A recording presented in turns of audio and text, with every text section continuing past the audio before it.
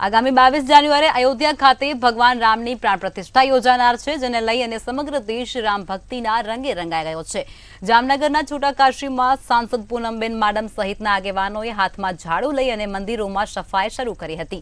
સત્તાધીશો દ્વારા શ્રી કાશી વિશ્વનાથ મહાદેવ મંદિર, શ્રી બળિયા હનુમાન મંદિર અને તેમજ અલગ અલગ જગ્યાએ સફાઈ કરવામાં આવી રહી હતી। ત્યાર પછી સાંસદ સહિતના મહાનુભાવોએ ભગવાનના દર્શનનો લાભ લઈ અને ધન્યતા અનુભવી હતી।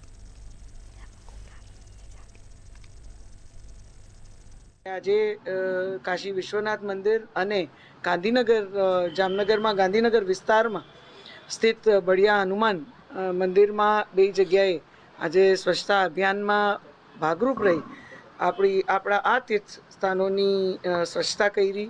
એટલે સ્વચ્છ તીર્થ નિર્માણમાં મેં પણ એક કાર્યકર્તા તરીકે શ્રમદાન કર્યું। જે તમામ કાર્યકર્તાઓએ આ શ્રમદાનના માધ્યમથી આપણે જ્યારે આપણા ભગવાન શ્રી રામની આ પ્રાણ પ્રતિષ્ઠા મહોત્સવનો ઉત્સાહથી ખૂબ જ લાગણીથી આપણે સૌ રાહ જોતા હોય, ત્યારે સ્વાભાવિક રીતે આપણા બધા જ તીર્થસ્થાનો એ કાર્ય માટે સુસજ્જ હોય એ પ્રકારનું આ આખું આ જે કાર્ય છે એમાં આજે શ્રમદાન કરી અને મારી જાતને ખૂબ જ ભાગ્યશાળી સમજું છું।